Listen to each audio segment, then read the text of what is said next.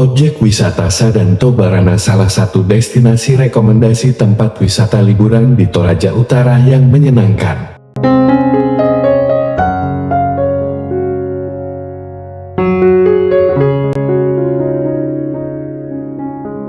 Mengunjungi wisata Sadanto Barana, Anda bisa bersantai, berenang, fun rafting, arung jeram, camping, DTV.